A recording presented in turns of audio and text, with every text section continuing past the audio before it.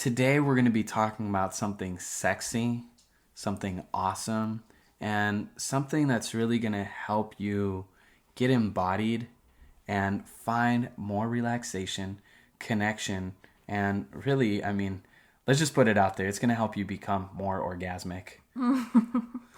And it's something unexpected too, which with all of that hype and all of that buildup, you're not going to think it's going to be what we're going to talk about. But So now if you're just tuning in, you're here with Kamala Chambers and Louise Congdon.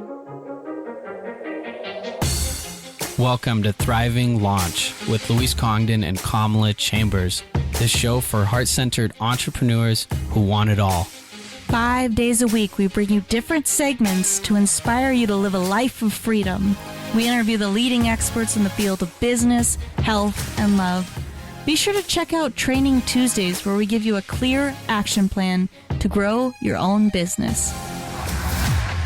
Maybe you can relate to this. When I was a full-time coach, keep repeating the same things to people over and over and over again, and it got to be kind of draining, and I wasn't really enjoying what I was doing anymore. So what I decided to do was record the things that I had to tell clients over and over and over again, and then I packaged those recordings together and sold them as an online course. If you're interested in creating and selling your own online course, head over to thrivinglaunch.com, and I have a free training for you on how to create and make passive income through your own online course.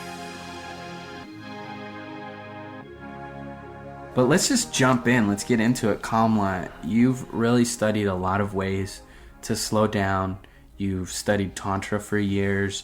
You've studied a bunch of practices that are all about slowing down and helping men and women become more orgasmic, more connected, more, sexual, more embodied. So let's talk about that. Couples need this information so badly. It's something that, when Kamala and I first met each other, I struggled with it. I was working 60 plus hours a week, managing 3 different job sites, 25 plus staff, and I was on call 24/7, and Kamala really helped me to slow down. Well, a big thing about slowing down is I kind of want to look at it as if you're a wind-up toy and you're really, really tightly wound.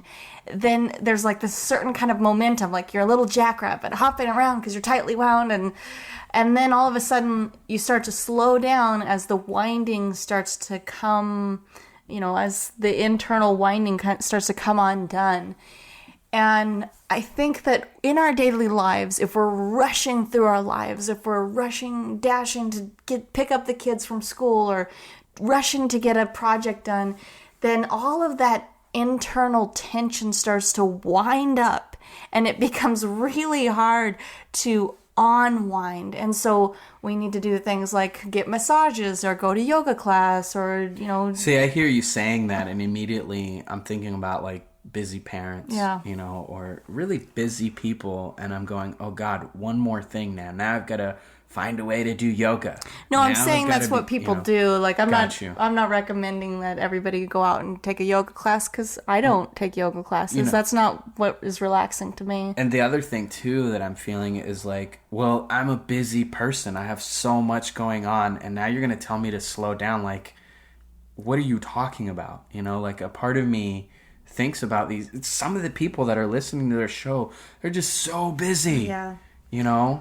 And we're so busy, we get so wound up, and we're so tight, and we're so tense. And one of the things I know for like women, for example, is they become like in their shoulders and in their head. Mm-hmm. And as a man, I love it when my woman is in her body and actually not all up in her head. Mm-hmm. But, I'm thinking of like a stereotype of a woman that is like a high-powered businesswoman that is just so in her head, and she has all this masculine energy, and it's hard for her to relax and be taken care of or being taken out. So what do we do if we're running these really busy lives, demanding lives?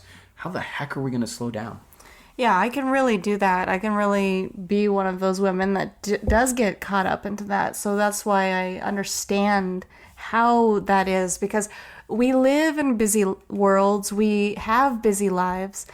And an important thing to remember is that it's an inside job. It's important how we move through the world.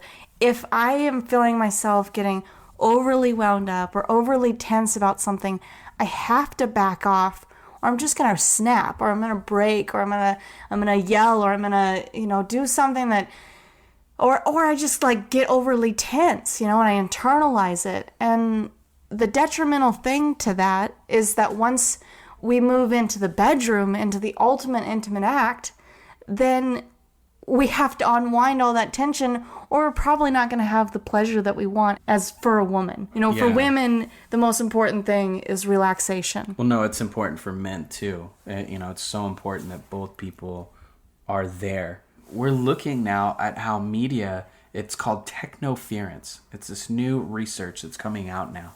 And it's looking at how technology is interfering with connection. Because people will be chatting and then all of a sudden, oh, I've got a buzz on my phone. Mm-hmm. My quote-unquote friend on Facebook that I've never met is messaging me, or, some random person on Skype is messaging me. So now there's this technoference happening.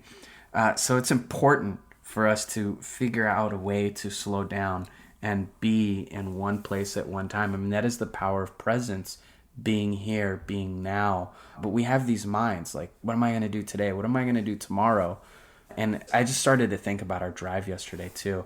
But I want to hear you say a little bit more about slowing down and what the benefits are. What is slowing down? What is slowing down? Yeah. What does that even mean? Well, slowing down means, it doesn't necessarily mean you have to move like a slug through the world, but it's how fast you're moving internally. So maybe it's your heartbeat, or your nervous system feels wound up, or you just feel like, if you really think about it, or if you really feel do you have this undercurrent of like anxiety, kind of feels like it's moving through your veins, which I've definitely felt that. And a big part of slowing down is allowing your body the spaciousness to relax. So maybe it's just taking a few deep breaths, or just noticing what's happening internally, or just actually moving a little slower, or not trying to rush from one appointment to the next, and schedule things far enough apart that you do not have to rush and get your body in that state of panic, because that's really what you're doing, is you're getting it into a state of panic when you're rushing from one place to the next. And I want to talk about how this translates to intimacy in a relationship, and how you can create more orgasmic energy by slowing down. Can I just talk about just the power of slowing down as it relates to your whole life? Because this is really important, and maybe we should do another episode really around the orgasmic and the sexuality piece, because I'm just thinking about slowing down and how sexuality and intimacy is kind of like a lead up. It isn't just a boom, I'm going to slow down. Okay, I'm slowed down. Now we're having amazing sex and we're connected. It's kind of a progressive process. It's like I was studying a course on how to help a woman become more orgasmic. And the first thing that I was taught was give her daily massages. In this specific course, I was instructed to give like 1 hour daily massages. So that sounds pretty sweet. so that the woman's body would become more relaxed, And it was interesting for me because the whole course about a woman becoming more orgasmic wasn't like, here, do this and do that. It was teach her and help her how to relax more just all the time. So then when you are in an intimate space, she's relaxed. You've already set the foundation. So how do we slow down in our daily lives? I mean, I feel like that is the first piece of this conversation. All right. Well, you guys already know there's an orgasmic slowing down episode coming up. That's right. And if you're just tuning in, make sure to head on over to lastingloveconnection.com, get all the updates on all the episodes. And also, we want to let you know right now, we're talking about how to slow down, create more intimacy, and how to lead into having a more orgasmic and connected relationship, and having more connection and intimacy in your intimate life with your partner. Yeah, and you make a really good point, that here I'm wanting to speed up and get to the like gold of what can happen at the end. And we need to really, But it's not going to happen. If we need to don't set really it. nourish this process, because slowing down is a practice. It's something that we can practice every single day. It's something that we can practice for as many times as we can remember it throughout the day, to just take that breath or move a little slower or look up from what we're doing and just take a pause and notice what's happening outside. What are the trees doing? Are they blowing in the wind? Something as simple as that. And what this really does, what this really allows us to access, is more of who we are, more of what we're experiencing in the moment, more just pleasure of the moment, and more enjoyment of the moment, and deeper connection between you and your partner.